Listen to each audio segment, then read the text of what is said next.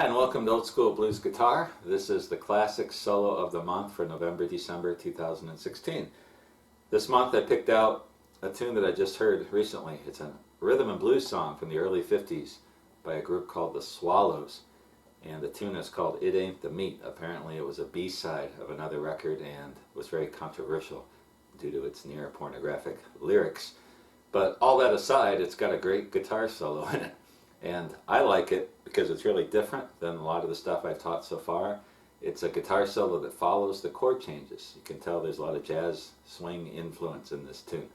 So what I'm going to do is just break it down. I want you to listen to the song. I don't think I can play it all the way through yet without screwing up, but I have figured out what's going on, and I'm going to demonstrate first the chord structure and then what he plays. I guess the guy who played on this, his name was Frederick Money Guitar Johnson. Great nickname there. So let's start. The song itself is in B flat, and it follows kind of a swing chord progression, the first part of it.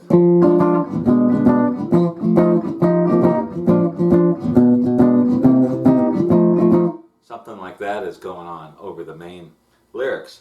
What we're looking at is the solo. When he gets to the solo, he does follows what's called chord changes, or what some guys call chord changes. So if we're in B flat, we're going to go to the D.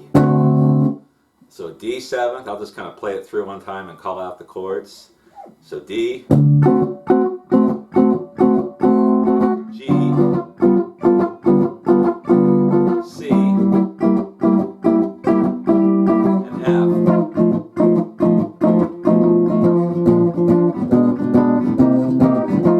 And then back into the main progression. So he does this on a couple of the verses. He goes to this chord changes, and then for the guitar solo, and it starts out with a D ninth chord, and he's going to slide from a C sharp ninth to a D ninth like this, and that's the first movement. So with your first finger on the 8th fret of the 5th string, you're going to make the 9th chord shape. Second finger is on the 8th fret of the 3rd string. My ring finger is on the 9th fret of the 4th string, and my pinky is on the 9th fret of the 2nd string. And I'm going to go from the C sharp ninth, just move that whole shape up to a D ninth. So when you listen to the song, when he gets ready to kick into the solo, he goes from the 1 and then does that to lead into the chord changes. And he does this really cool run over the D. What I'm going to do is break it down and show you what's played over each chord thing. Now a lot of people ask me to play the whole thing first, but some of these things I'm just learning and trying to figure out, and I think I'd waste a lot of time trying to do that. Listen to the original. It's on YouTube. Listen to the guitar break, and this is what he's doing. That's the whole point of this, not to see me play.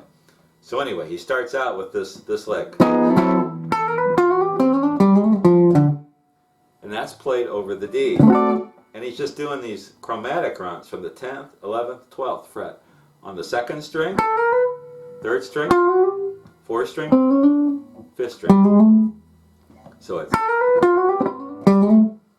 and then I think, I can't really hear it on the original recording, there's a lot of stuff going on, from the 8th fret of the 5th string to the 10th fret of the 6th string, which is your D.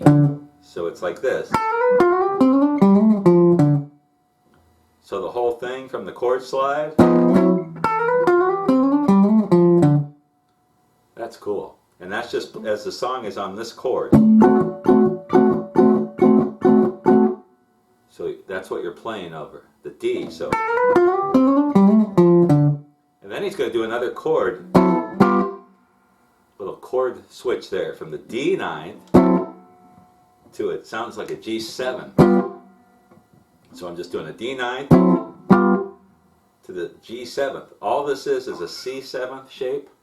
If you make a regular C7th chord and move your ring finger to the 10th fret, that's a G7. So in the tune, it goes from D to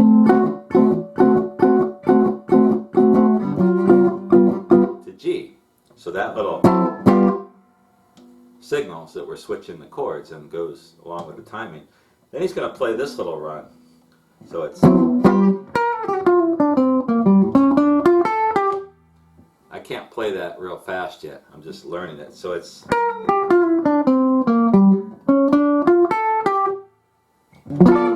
basically playing over the G ninth shape and the G7. So the first lick sounds like 11, 10, and 8 on the second string. It sounds like he's doing a pull-off.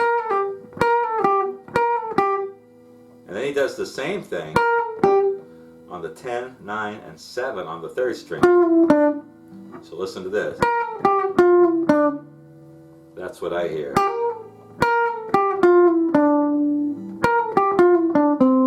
Then he goes to the 10th fret of the 4th string, 8th fret of the 4th string, and 10th fret of the 5th string. So let's put it together.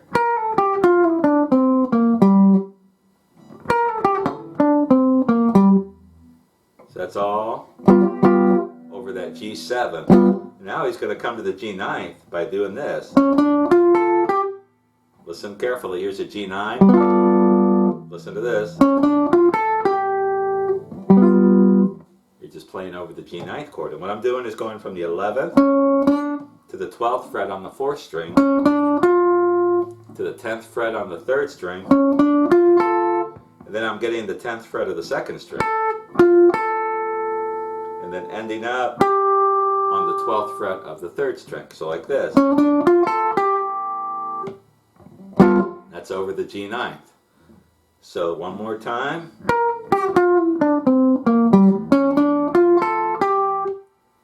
Isn't that cool? And what I'm doing is just switching the chords. So when the song's in the D, I'm playing over the D. When it goes to the G7th or the G9th, I'm playing over those chords. And then it's going to go to a C. So the tune goes from D,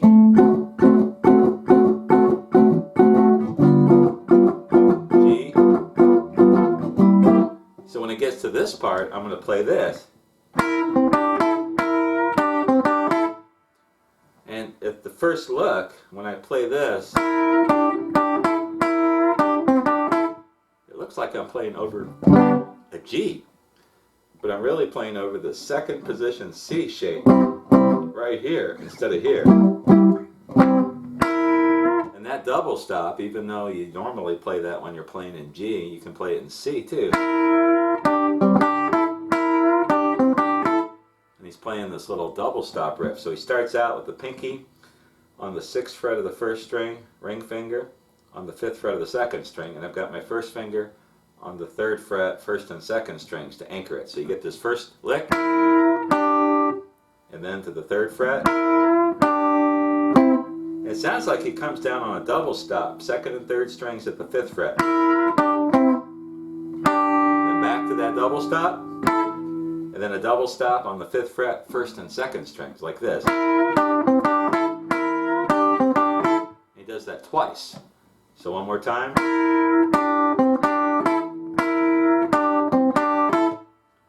And that's the lick that he plays over the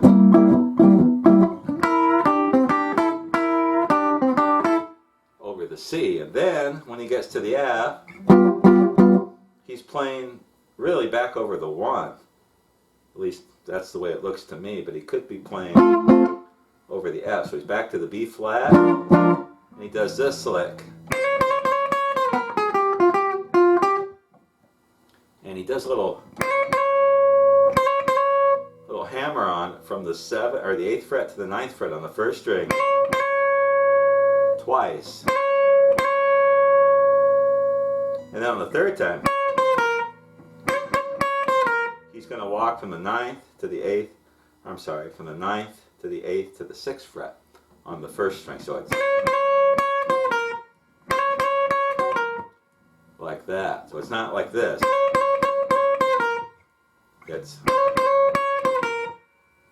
That's the timing on that. If you listen to the recording, you'll hear that.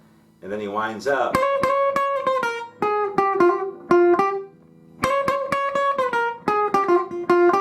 He's going to go 9, 8, 6 on the 2nd string, and then 6, 8 on the 2nd string. Something like that. I don't hear this. I just hear him staying on the 6 and the 8. So one more time. this, go back between the 6th and the 8th on the 2nd string. And then one more time, 6, 8. Check the tab out on that. Let me try to play the whole thing all the way through. That last part he's playing over the F7.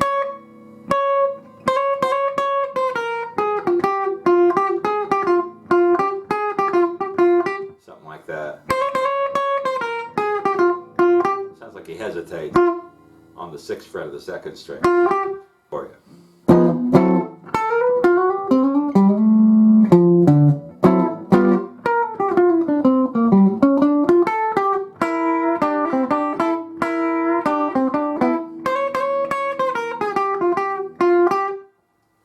Back to the 1.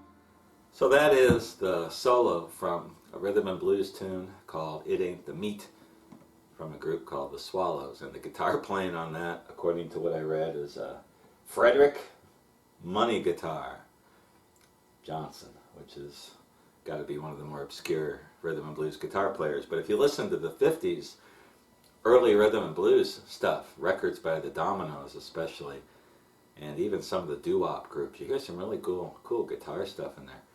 And if you're playing a swing song, if you like blues but you also play some swing or some swinging blues, it's a cool concept to play over the chord changes instead of just staying in the first position blues box or even the second or third blues box. So play over the chords, and that's why this song I think is a good introduction to that idea. If you have any questions or comments, let me know. Again, be sure to listen to the original recording by the Swallows and you'll hear this great guitar solo.